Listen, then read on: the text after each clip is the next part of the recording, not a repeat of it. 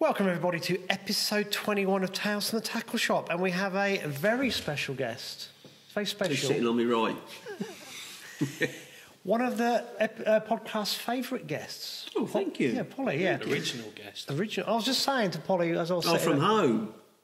I think, I think it was the first or second podcast. Yeah, I think it was the the second first one we did, wasn't it? Yeah, we did it via phone. I don't think you were sure. We weren't sure either. If it would work, yeah. I had no idea. No. And now we're here. Still got no idea. No, but here we are. Yeah, so thank you for joining us. We've got some breaking news-ish. Yeah, transfer deadline day across the bottom. Yeah, that's what it is, yeah. A few Bosman rulings. That means freebies, doesn't it? Yeah. Does that still exist? I don't know. But before we get on to that, we've also got the Winter League final results. Yeah. So that'll be good. And we'll touch on one or two things as well. Before we go to £87, was it? I know. Crazy, isn't it? Yeah. Can't believe you've not been there yet, Polly. Next Sunday, week Sunday. A couple of weeks, Yeah, crazy Just results. warming it up for Yeah, you. yeah. Right, so where should we kick off then, Alex? Oh. Well, I suppose Mark's the guest. We'll start with the guest, shall we? Should we start with the guest? Yeah, so Mark's. Should we start with... Mark's got something new on his top. Yeah. Yes, Yeah. Tackle and Baits phone number. Yeah. We'll start with that. I've joined Alex's team, Tackle and Baits. Been with Stan Jays, I think it might be 25, 30 years, I think it might be. But obviously got to move on.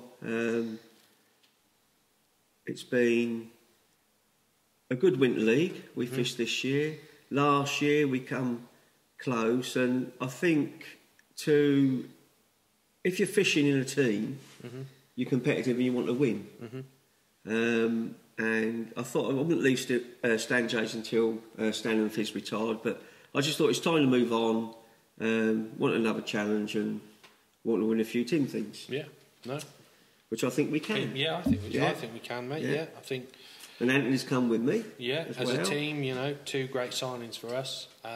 Strengthened the squad for obviously yourself, both commercial and natural venues. And Watling's okay on the waggler. I've heard he's He's not too shabby on that, but I'm sure we can see that.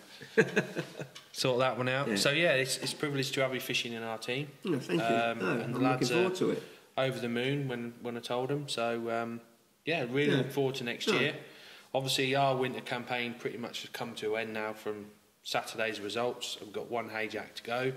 I think it's a lift we all need as a team, and onwards and upwards. No, I think it'd be good, and I think business-wise as well for hopefully Matrix and my float range and that with you, and No, really looking forward to next year. So thanks for coming to join us. No, brilliant. I've got a question though. Has Polly been added to the Curry WhatsApp group?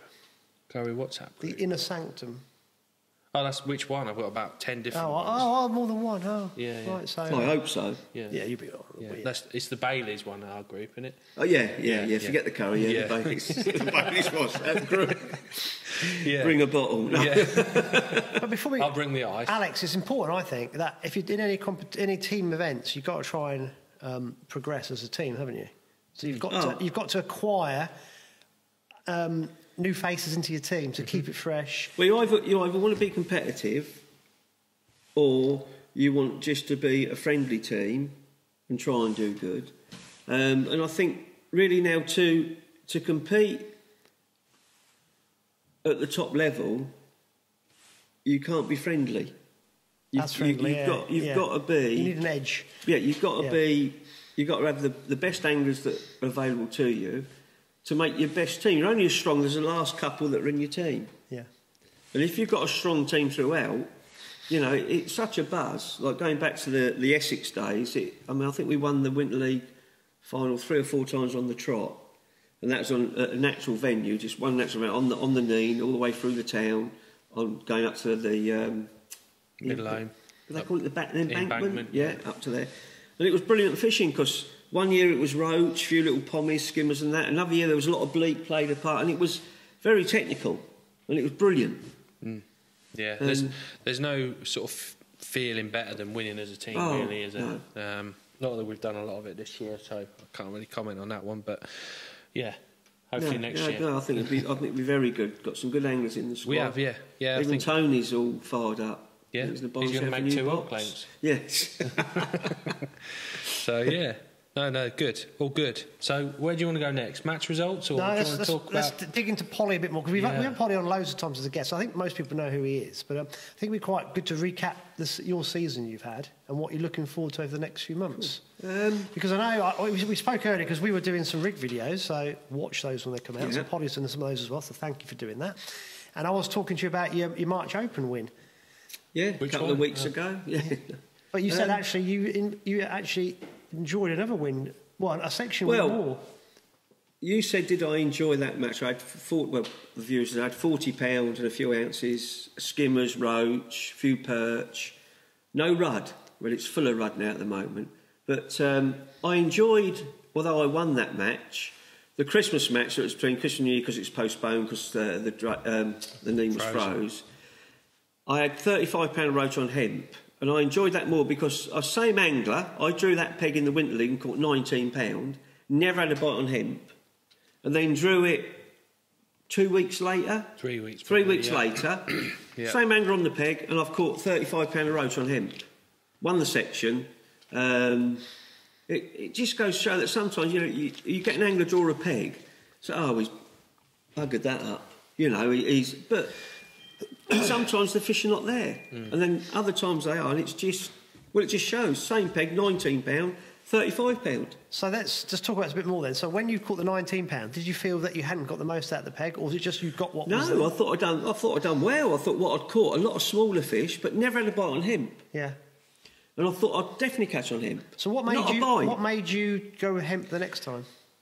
So the next time I've gone, they're still catching these big weights. So I thought, well, to frame or do any good, you need some hemp fish. You really do.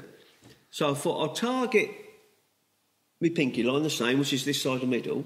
And rather than I put ground bait in and then put hemp past it, I just done a hemp line 3/4 in probably 2.5, 3 foot of water. Yeah. Not right tight over away. I thought I just kept feeding that. And then after 2 hours, my pinky line was weighing. I thought, right, I'll look on the hemp. Went and it just buried.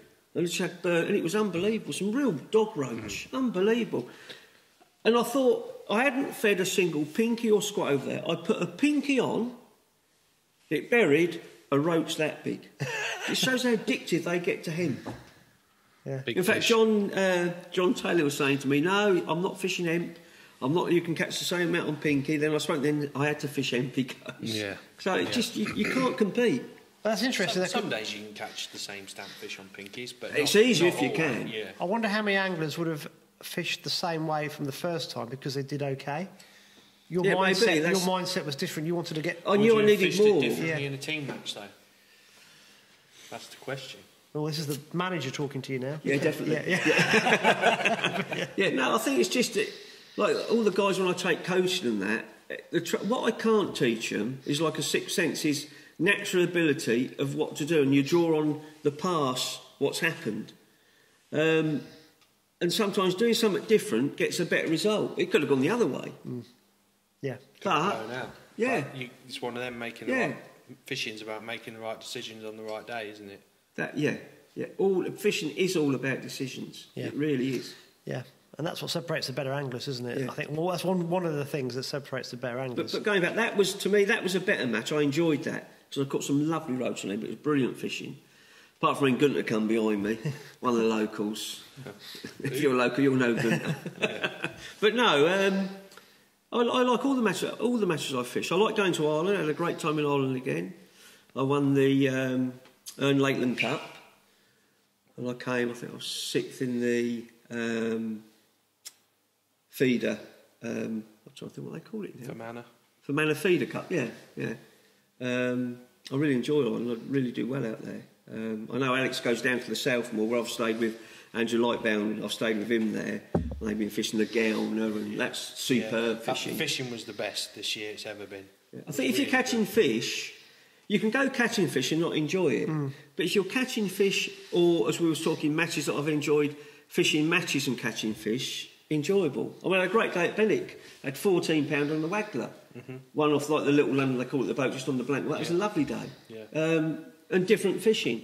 I think if I was to go fishing and just fish the commercial every day, I'd get tired. I think I'd get a little bit bored. I love my natural fishing, but I love a bit of both. Yeah.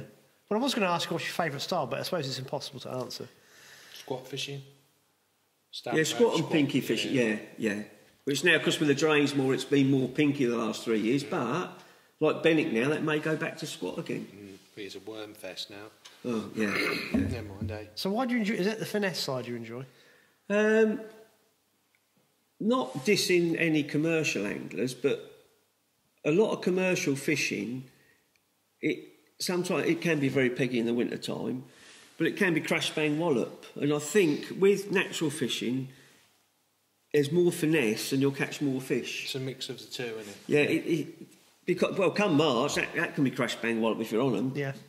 You know, what Alex will talk about in a minute, what won the Winter League individually at March, that was just incredible. Yeah. But I think a lot of anglers they're just going for the sake of going and not really looking at what's the best they want out of fishing, how to enjoy fishing. And like I know you want to go for specimen fish, perch or catch a big pike, brilliant. To me, that'd be boring.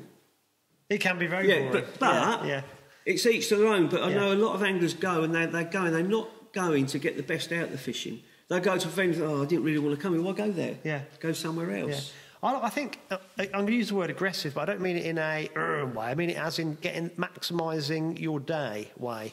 Yeah. So whatever you're doing, I think you have to be quite aggressive with your approach. As in, if you're squatting pinky fish, you still have to you're optimising every single fish, aren't you? If you're fishing with hemp, you're trying to get those bigger fish. Yeah. If you're fishing for a big pike, you've got to actually set your stall out, so that's your target. Well, Tony Watling said, who I travel with, Tony Watling Jr., like some of the commercial matches that we fish here and other places, they're 6 hours come summertime.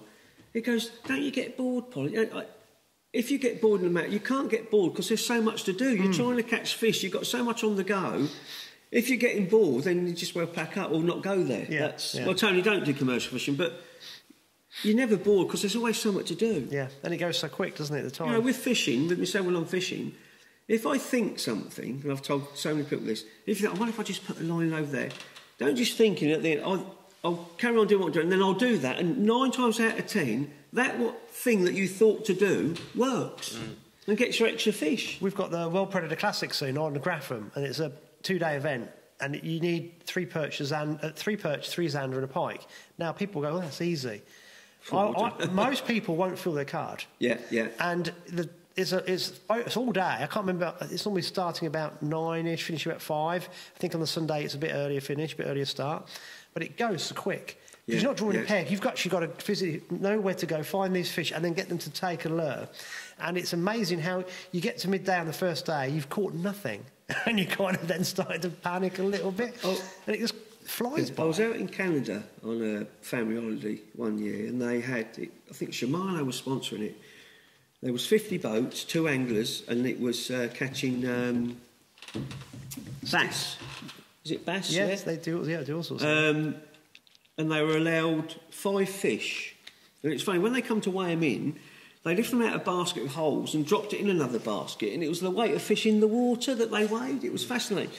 But when they come to put them back, all the locals were fishing where they were putting them back, thinking they would catch.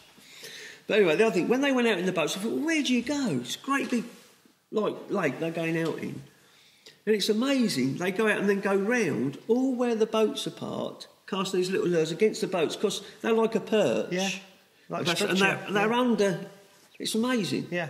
Absolutely brilliant. Fishing is an amazing sport. Whatever species you're going for, there's always something that you have to learn. There's lots of things you have to learn. That's me there. I would just go out in the middle of the lake and then drop a lure or spin or whatever you do. But they were so into it, they knew where to go. Yeah. And there was this road bridge went across part of the lake on the narrow, and they go around and cast little stanchions on there. It's absolutely brilliant. Yeah. But they're so into it, they knew. They know exactly where they were going. Where someone getting back, not saying, isn't it boring? Some of them are not so good at it and don't know. They go out in the boat, park up in the middle, and just got no chance. Cast into the abyss. Yeah. No, it's whatever facet of the sport you're involved in, I think is amazing. Particularly the deeper you get into it, the kind of worse it gets in a way, isn't it? It kind of hooks you, to excuse the pun.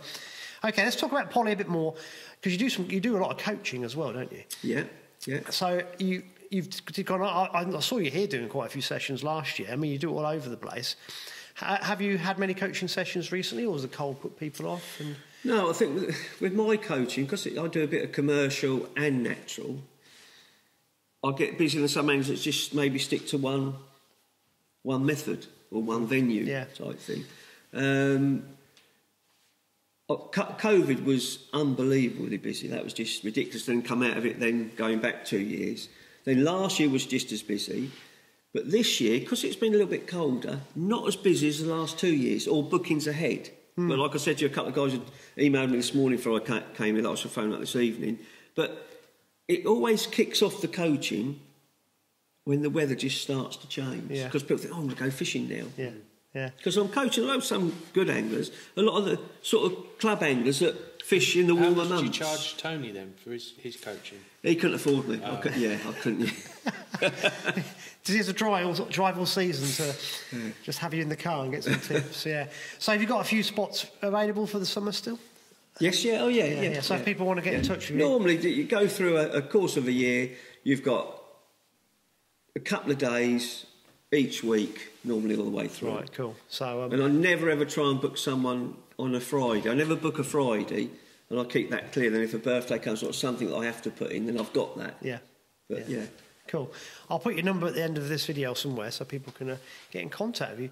Brilliant. Cool. Now we started doing a tackle review, haven't we? Actually, I'm going to talk about the floats first. I missed something else off. Right. So, because another thing that we did some short videos for Alex to put onto Tackle and Bait's Facebook page.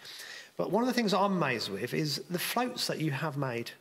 Because I was talking to you again before we set up for this, and you said it started about 6 years ago. But the quality of floats that you've got is... And I didn't realise you had the plastic range as well, of the wagglers. Yeah, the plastic wagglers are very popular. Yeah, so let's talk about pole floats first, because how did you get into that? How did you actually get pole floats made? That's quite interesting. Well, when I was the Fox Max brand manager, before it changed to Matrix, we had a float range, pole float range. And obviously that stopped, so I left and I went to Shimano, stroke Dynamite Baits. And that comes when and finished when I went back to Matrix as a paid consultant. And I've done some work in doing a float range, which would have been for Dynamite Baits. And I thought, well, I might as well do them myself. And that's what it makes sure I said, don't conflict with them, no problem. And then I just done my own range, and it gave me, along with my coaching, something else to do. Because I used to go round the shops, and I missed that a little bit. And I thought, well, through sort of February, March, as you're coming out, as I started to get busy on my coaching, I can sort of do my floats then. Yeah. Yeah, and I'm glad I did. It's brilliant. I get a kick out of it. You got a comprehensive range, but haven't you? But the plastic range, it's amazing. I could add a carp float to my pole float range, and that would outsell a natural float, because everyone's the commercials up and down the country. And the same with the plastic wagglers. And I launched a plastic slim last year. It's more of a plastic float that I'd use more, maybe on the rivers, maybe the smaller one on the drain, little loaded plastic float. And people just love plastic floats. Yeah. It's incredible. Well, in COVID, I sold out of them. Then 2 years ago, I sold out. Then last year, I nearly sold out, had a few sizes left, and I've ordered more and more each year to try and keep the demand. Took on no more shops. I'm only about 65 or 70 shops. Well, because obviously I was concentrating more on the cameras, but I was earwigging what you're saying. Am I right in thinking that the floats have the same shotting pattern, regardless of the size of floats? On the wagglers, where if you've got 1 + 1 gram to 5 + 1 gram, the actual shotting capacity that you've got to put on the line is a gram. So if you put a pellet waggler attachment so you can take the float off, any float you can put on that line, be it a big one or a small one, it will shot the same. That's such a good idea. Yeah. And the advantage, the thick plastic waggler inserts that I do, the insert pulls out and you can push a 4.5mm Starlight in there if you guys want to go night fishing. It's brilliant, and that's probably the most popular of the floats. Yeah, I'll stick to this on Alex's Facebook page, but it's probably going to come out a bit after the podcast. But I thought, what a brilliant idea. Really good idea. And I was earwigging thinking, did I hear that right? But it's the same shotting pattern. Yeah, because it's the same if you're fishing a pole and you've got a float on and you're swinging, long line and swinging to an island, and you're flicking a 0.4 gram float and the wind gets up, you've got to use a heavier float. Yeah. And it's the same if you're fishing a waggler, you're casting to a certain place and the wind gets up and you need a heavier float. Yeah. You just put another one on. Common sense. You cast easy. It is a good idea. Yeah, I like that. You know, we fish on at Benwick, a lot of people use the waggler there. It's a brilliant method. And you can hear them whooshing because the float's too light. Yeah. Put a slightly heavy one, we can just flick it. With a heavier float, you can get where you want. Your line's tight. You can sink. Yeah, you can sink. It's just you're in more control. I should Casting a float and then a big bow and it's Yeah, I use some of those when I go red fishing in the summer because I like using the old crystal wagglers I like using, but it's the same, exactly the same thing. And I can change the tips depending on. You ain't going to tell us about what size rod you got. You're not going to bore us now, are you? No. No, but yeah, bigger than you boys. Mine's bigger than yours. No, we won't. Oh yeah. Right. Last thing before we bore people too much, we've got tackle review, and you brought something in that you've used a lot, and you actually had samples made before these came out. I think by the sounds of things. Yes, but it's just something. It's people moan about how much the pole sections cost and that, and if they don't look after them, then you are going to break them and that. And what they are, they're just I'll just take one out. I'll take this one out here. Alex, do you know if these you haven't tried these on other poles, other makes yet? Not yet, no. They fit all the MTX ranges of poles, so the new V2s as well as the original. The whole range because of the same margin. They may fit other poles, you just have to try them, but we brought out a 4 and a 5 that just fits the 4 and 5 section, but on some of the others, there's an 8 and 9, there's a 7 and 8, there's a 10 and 11. Ones as well, 4s, but they just protect your pole, and for a lot of anglers, especially commercial fishing, not so much the smaller. If you've got a bigger one in the butt of your pole, and if you're leaning on your pole, you can actually lean. You're not leaning on your pole section, you're leaning on the protector, and they are so tough. So that is protection of your pole joints as well. But when you pass the pole back, and as you all know, you've got a carp and you're going back to your rollers, sometimes you can't go on your rollers because the carp's shooting off, you're going onto bare ground. If you're going onto bare ground with just your female end section, you're going to chip it, damage it. But with these, $29.99 retail, I think that they're brilliant, absolutely brilliant. Yeah. Especially the double one that will do both. Do they go halfway into the pole? Yeah, probably go about halfway in. Yeah. And it leaves you enough you can lean on. Yeah. Because so many anglers I know that have put their elbow through the sections. Yeah, these are a good idea, aren't they? You can see their worth. It's going to save pole I sections. think, and where they're shaped there, even if you're going through vegetation off your roller, it will just glide through. Yeah. Whereas a lot of anglers know if it's your butt into your section, you can't get it. Go forward and the fish has come off. Are these new? So that was a new. No, there's 2 new ones coming, but they were launched back end of last year. Got you. Yeah. Came in with the pole, so they're all available up to each section now. Yeah, it's a good idea, isn't it? Yeah. And Alex, you've got these in stock, haven't you? Yeah, all in stock. Perfect. Cool. Awesome.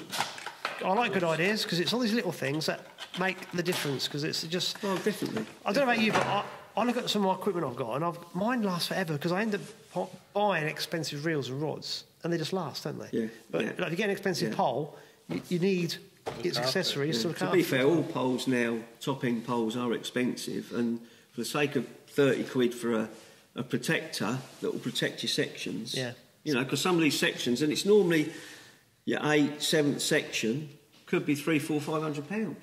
Yeah. But also, it's the fact that you have to then wait to get it, so you can't use if it's not in stock. Yeah, exactly. Whereas if you just spent 30 quid on looking after your pole, it's an investment, isn't it? I think a brilliant little gadget. Cool, brilliant. Well, thanks for that. Yeah. You can go now. See what I have to put up with it. Have you noticed that he's nicked my seat as well? Yeah. Yeah, I'm on the end. I'm not used to being on the end. I have to crane my neck. We've done it by height. Alex, me, Andy. It's not. If we get the tape out after there's this. Not much between us. I'll be standing on my tiptoes. Cool. Right, Alex. Do we want to get straight into it? Yeah, go for it. Do you want to mention over match results first, or you can do your Winter League if you like? I can't. Why? Because Chris has sent me a message saying he hasn't got the results yet. Oh, I've seen them. I'm sure I've seen them. Have you? Yeah. He sent me a message earlier saying he hasn't got them. Mick Stamp won it.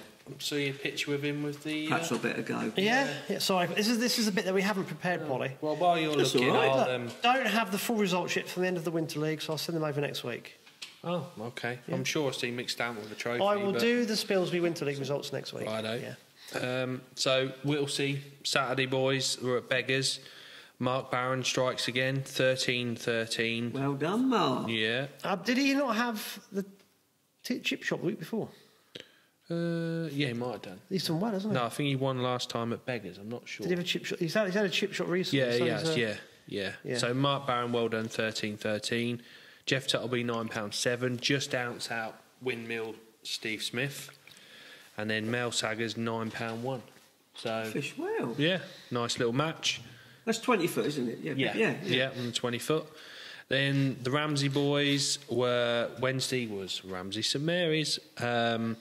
Winner was Danny Needham, £13.1. So well done, Danny. I think that's the first win this year for him. So well done. Brilliant. Multi was second with £12.4, and then Colgate Keith £12.6. So yeah, He'll be getting his. Yes, he did turn cold as well. He'll be getting his cat food out soon, won't he? yeah, it won't be long. Cat meat and paste. Yeah. Swinston green. And then dyes it green, didn't he? no, it is green. Oh, it is green. Yeah. And then Sunday they were last round of their Winter League. Ramsey St Mary's bus conductor Mark Waring, £11.10 from Peg 1. Runner up was Richard Scratcher, Malcolm Plant, £7.9. Ivan Steels, Benjamin Button, £7.2, which meant that he won the individual Winter League just ahead of Concrete Kilby. And Colgate Keith was third. Do you like these I nicknames? like the nicknames, yeah. So, I don't know if they do. Yeah, so that's been a long league for them boys. So well done, Ivan. Mr. Consistent. And then, obviously, the main one is the Angling Trust Winter League final, which was Saturday. So Before we go into the results, can I just say that I walked back across West End Park, and I saw Dave Williams and Elliot Newman. That's right. Yeah. And they were volunteering. And I suddenly Stewards. yeah. And I suddenly thought, wow, this event would not take place without the hard work and the spare time, the time given Do up. they get paid, the stewards? I don't know if they get expensive. yeah, they get £100 a day, don't they? But you got a list, can I? Yeah. But I think it's just, before we start, it's to say that there's a lot of people that give up their time for not just the final, but also for all the rounds to take place. Yeah, I mean, Everything. it's a big concern. Yeah. Isn't it? It's the biggest team match of the league. I think also it's the people that actually run their own division Winter League. Yes. Like Air One, you've got Fizz, Stan, and then two guys, Duncan and Ray. Duncan and Ray, yeah. But what they do Mike, is brilliant. Obviously, Mike Kirby's the main one, Yeah, for what they do, because they run the Winter League, they don't get paid for it. Running any match is a thankless task. But without them, you wouldn't have a Winter League. Absolutely brilliant. Yeah, spot on, Polly. And I just saw Elliot and Dave there, and it was bloody cold. Right, and I'm thinking, You didn't bring them a cup of tea out or anything? I was on my way back, and I just thought, I think people just need to realise how much time volunteers put in. So, not just those two, obviously, but well done everybody who. This weekend was very cold. Yeah, who gave up their time for it to take place. It was a really good event, and of course, we've got some amazing results as well. Yeah, record-breaking results. New venue record. Yeah. So we'll start with the venues. Obviously, it was a cold night, Saturday night. This time of year, I don't know what you feel, Polly, but I Friday feel night. a lot of pressure on the drains. Sorry, Friday night. Yeah, I'm not used to that. The team, Yeah, a lot of pressure. But I just feel with the daylight hours, the roach are migrating. I just feel they're not there. Yeah. Because March is absolute gridlock all week. I've been going over the bypass bridge just to, like, it's 3 or 4 mile detour just to get home. And every day it is like it's raining. And you don't normally see that many fish at the bypass. Yeah. And it's just been fish topping everywhere. I don't know if it's because it's rudd coming out of the marina. I don't know if it's fish migrating back out of the town. I don't know. I just, as a team, we felt that where we fish all winter catching roach, it's not going to be the same. It's completely different come this time of year. It's fish that we haven't seen all winter. Yeah. I think Skimmers, what happens, rudd. my personal belief, and I spoke with Tony about this, is that we say, it gets warm. Always the last March Open, which is normally 10th, 11th, 12th of March, all the rudd show. Because it's getting warmer, and I think it's nothing to do with it getting warmer. I think it's the light. The light changes, and the fish know, and they start to migrate, and that's it, they start to go on the move. And it's always end of February into March when it happens. And it doesn't matter if it is warm or it is cold, they're off. As we've seen it at March before, that last March Open, it's always, where are they gone?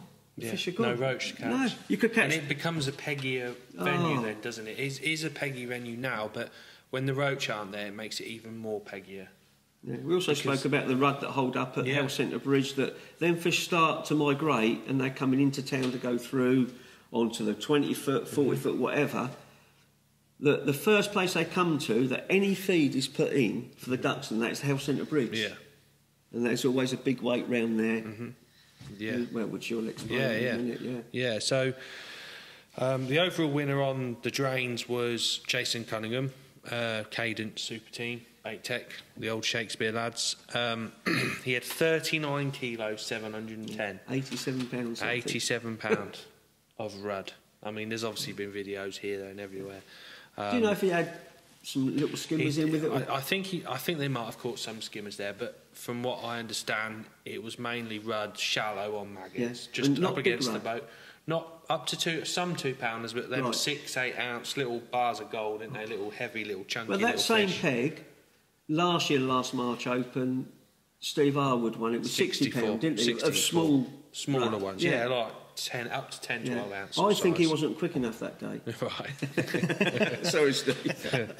Yeah. So he won it with 39, 7 and 10, and then next peg on Mist Underwater, which we always think that's the better of the two pegs, was Paul Cowan. He had 20 kilo, 700. And he had all rudd as well? No, not many rudd. He had mainly skimmers.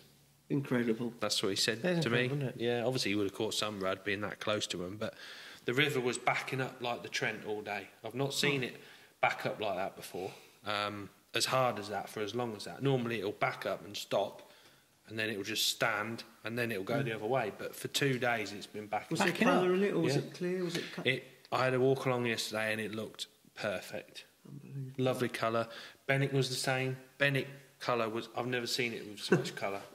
I looked at the water and I thought, wow, we're going to catch some fish today. Well, that to me shows that perhaps the fish are moving. I know it's lighter, longer, and I said about the light making the fish go on the move, but it hasn't got warm. No. And normally when it gets warm, it warms up. And I think, mate, if the fish are moving, they're moving about, maybe they've, caused the colour to happen. Or is there a natural food that's released and...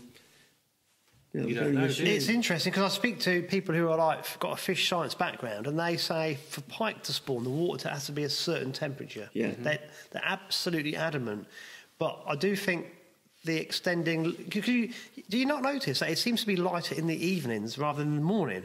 I don't know what... It just seems to notice... just don't get up early. Yeah. I think you're right, yeah.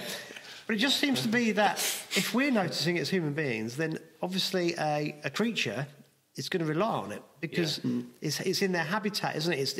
They haven't got lights. They don't turn lights on and off. The light is the sun. Yeah. So it must have an impact on them.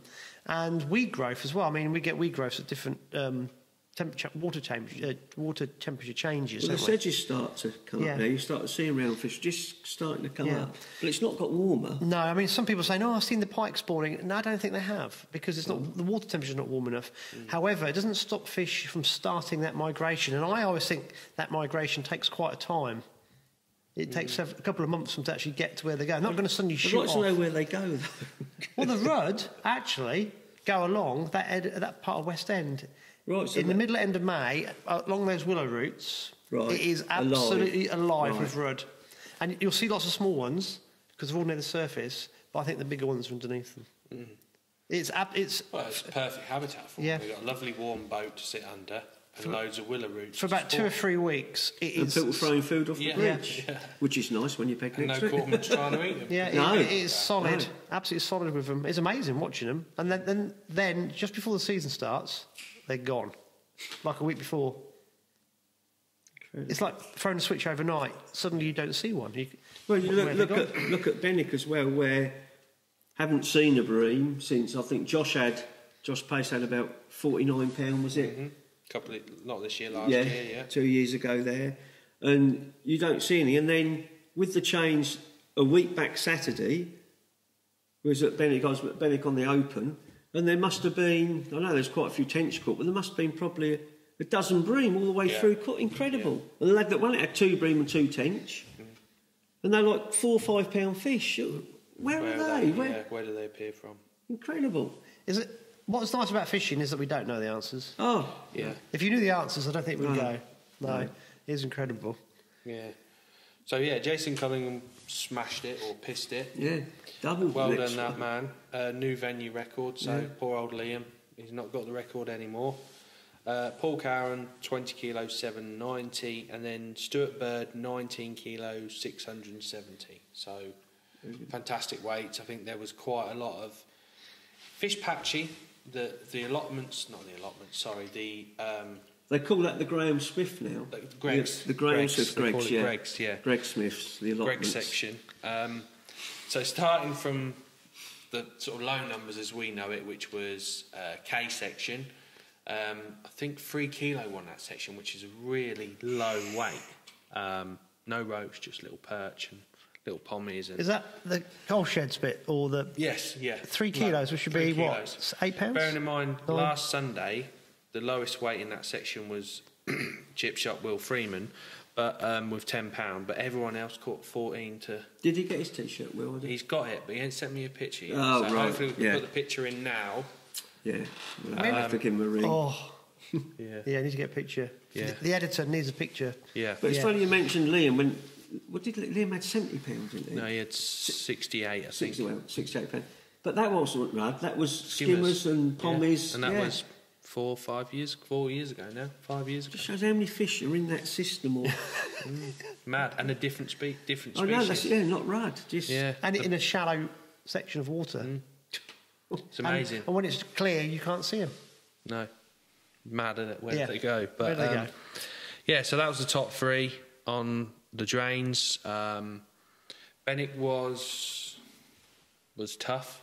What was the top weight of Benwick? 9 kilo next to me, next peg to me. And he had 4 tenths, did he? I think he had 4 tenths, yeah, 4 tenths. Runner up at Benwick was peg 1, Tom Brownbill.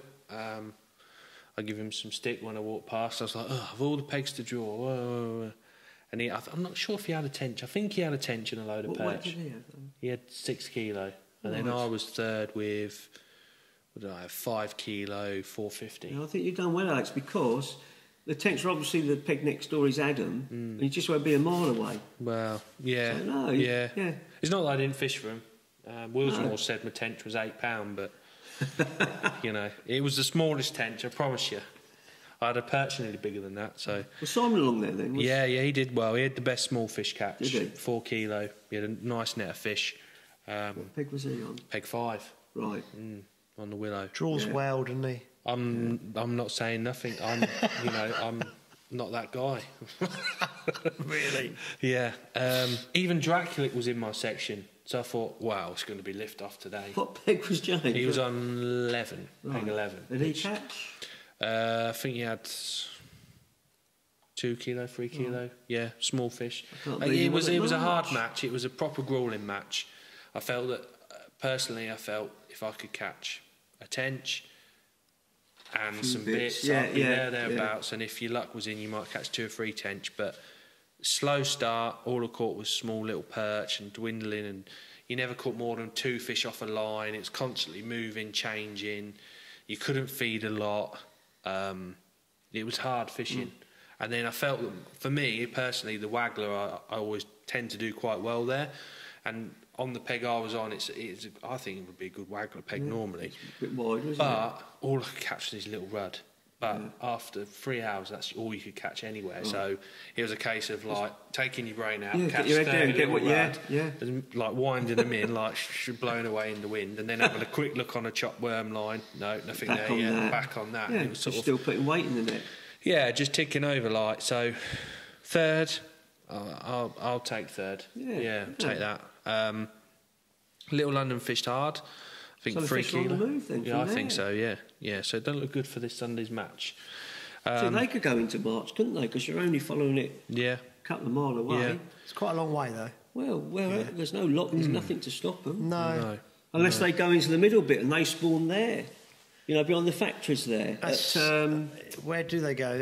What's it called? They can go from Benwick. If they only have to go 2 mile that way and they're in the 40 foot, They don't have to go 3 mile that way, and they could go Cockbank, March, wherever. Then it'd be interesting to tag some of the fish. It would be, and just put them in, and you can just follow the migration where they.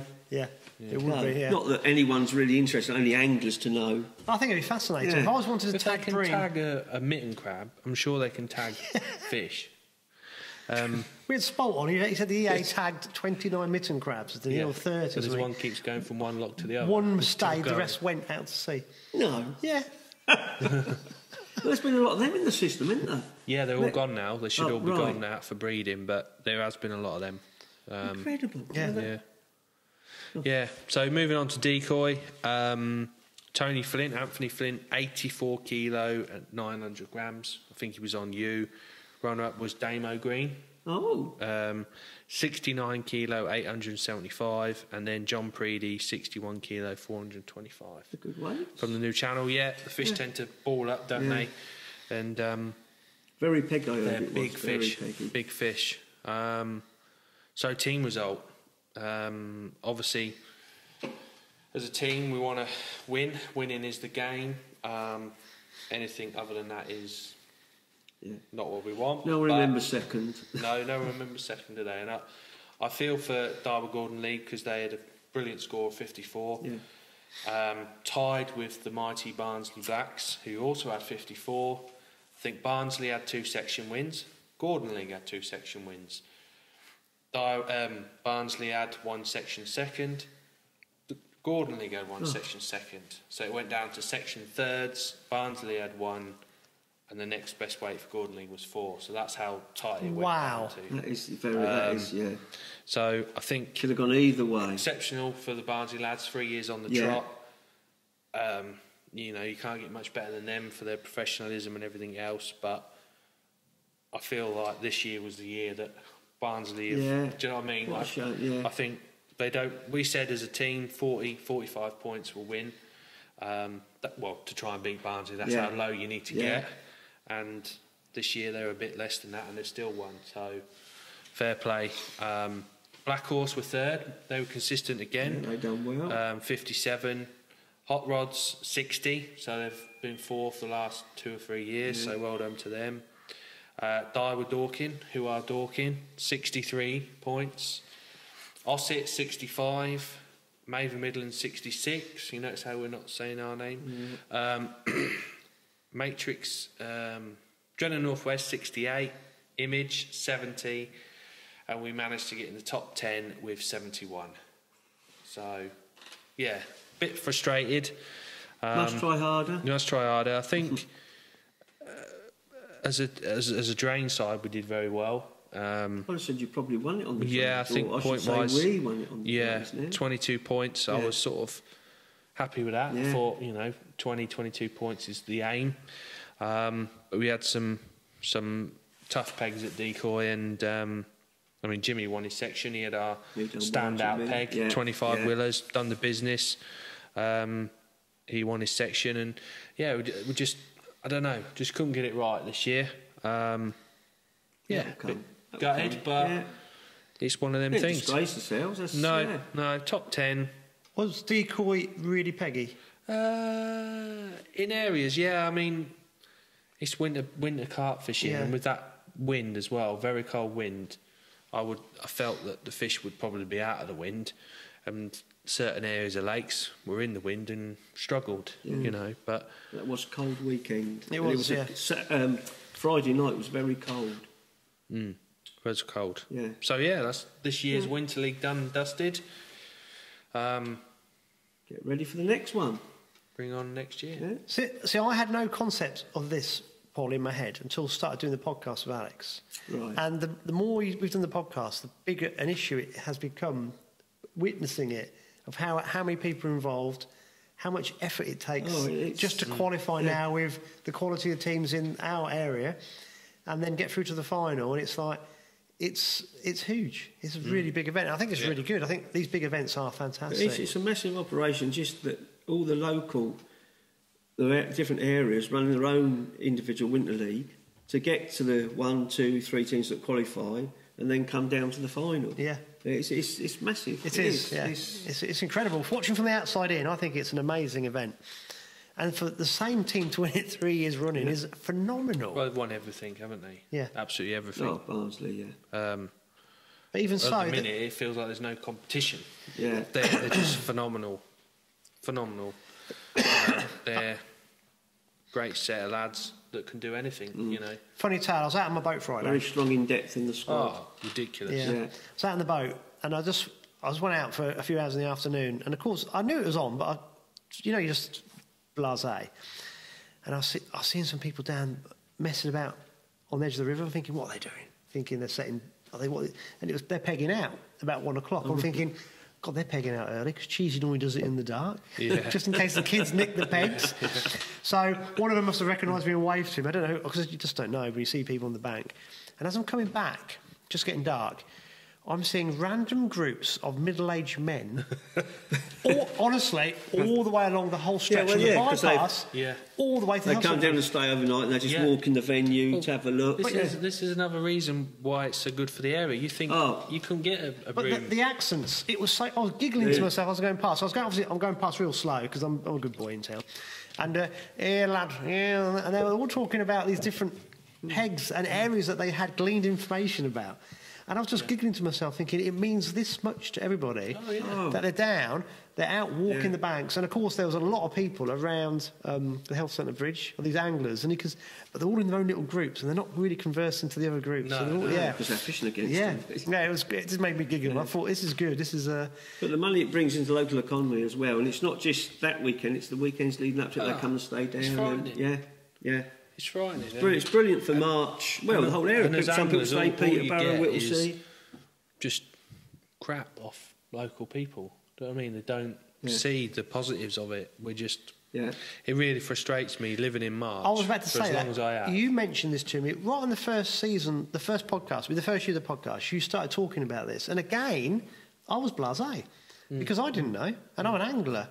But it's not until you actually sort of peel back the layers of all this, you kind of go, wow, there's a lot of people being pulled into the area because of all this, and the local pubs and B&Bs really do benefit. I mean, March, as we all know, like through the town, it's free fishing. I mean, if it was day ticket, I think the money that could have generated would be incredible. But it's probably the best fishing in the country, and it's free. Well, Polly, I didn't realise this, but Cheesy, he always transfers some of the money that they get from the pegging back into the local community. Yeah, does I don't know if it's to the church or something. He does. Well, he always used to be Christmas lights, but he chooses different each year. He chooses a different thing. But he doesn't tell anybody. He just does it. Yeah, you don't have to. He runs the match. I mean, no, but the fact is, it's amazing, and people do all these things. And I'm not saying sing from the rooftops, but there's a lot goes back in that no one's aware of, which is really quite nice. But you get a lot, like Alex was just touching on there, a lot of the local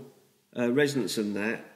Dead against the anglers, just see them as there maybe in the morning unloading and walking across and fishing, but what they actually bring to the local community and what they're doing it's brilliant. I think you have to balance the argument a little bit. Most of the anglers feed the rats there, don't we? Yeah. Most of the anglers are really conscientious and brilliant, but it only takes one or two. No, I know. Early morning to be shouting to their mate and using abusive language to each other, which they think is a laugh, but actually, when kids are asleep, and you kind of go, "Come on, lads, get a grip."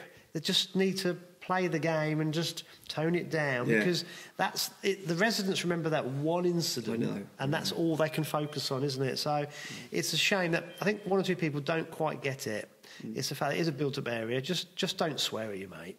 I know it's banter, but do it out in the middle of nowhere, but not when 7-year-olds, 8-year-olds are in bed and they can hear you on a Sunday morning. I think that's what the problem is. Especially as it is a Sunday morning. Because Cheesy also goes out with bollards to cone off areas, particularly down the bottom end where the coal sheds are, so people don't block in driveways. Anglers don't block in driveways. And I didn't know this either until he told us.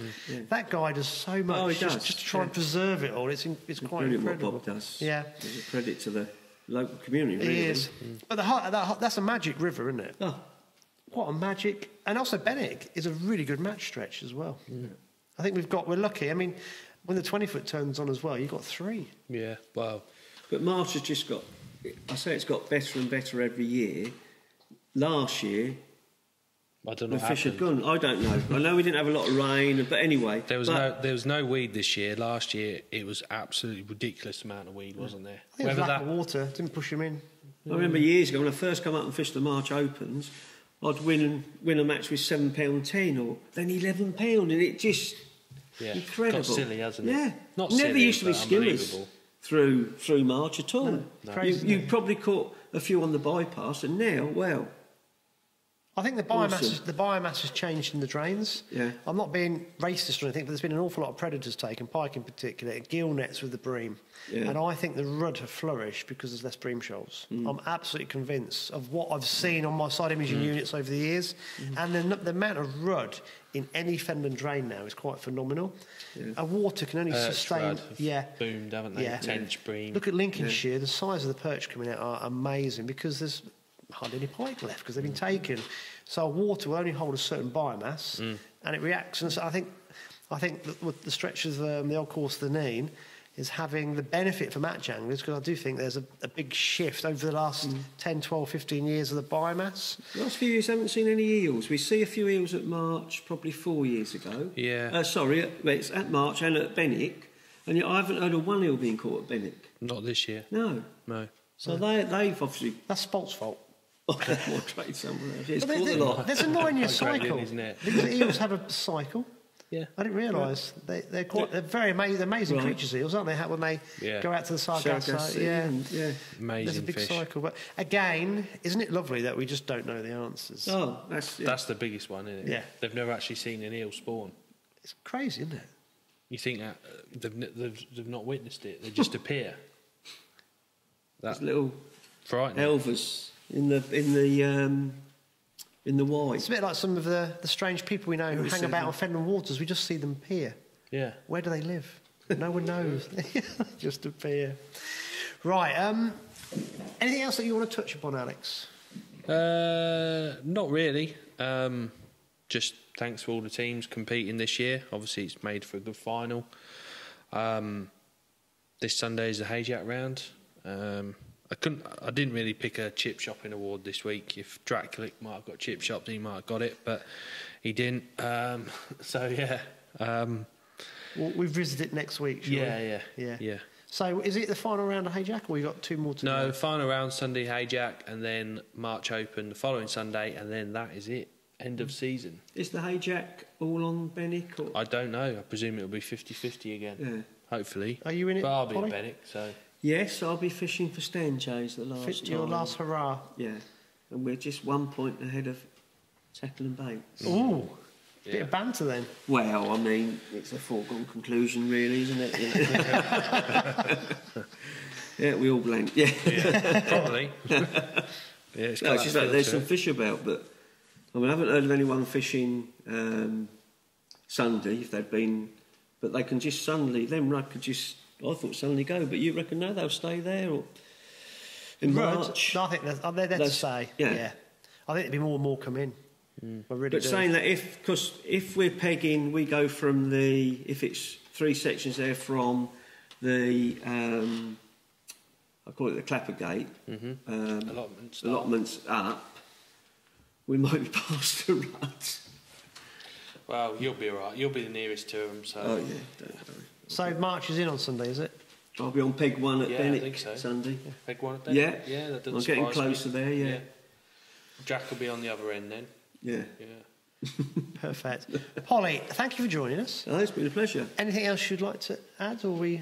No, not really. Just let's hope the end of the season's good fishing for everyone. Yeah. Well, it doesn't really end, does it? I mean, normally, well, no, but some anglers do. Some anglers come March the 14th. A lot of them put the kit away until June the 16th. Yeah. There's still a lot of the old school anglers, traditional anglers that do that. Yeah. It's quite nice, really. It gives you a break, doesn't it? But I think it is nice to have a break. Obviously, it's my profession now. I don't really, unless I go on holiday, which I rarely do. So. And then, Alex, things will start to take off here again, won't they? Get busy here. Get busy, yeah. Now. lift off. When the commercials take hold. Cool. Right, guys, I think it's time to wrap it up. So that was great. That was the Winter League final in depth. nice to have Polly back on again, and we'll see him no doubt in the future. Definitely. And guys, I think Alex will have 2 more. We'll have 2 more episodes. I think we'll get Abby on again because she was quite keen to get you some more food in for you. Right, okay, yeah. Yeah, so be careful on the hay jack They this ain't week. fed me. Unbelievable. You don't get chip shot, mate. You're all right. Yeah, right, guys. So thanks for joining us, Polly. Thanks this week, Alex. We'll see you all next week. Goodbye.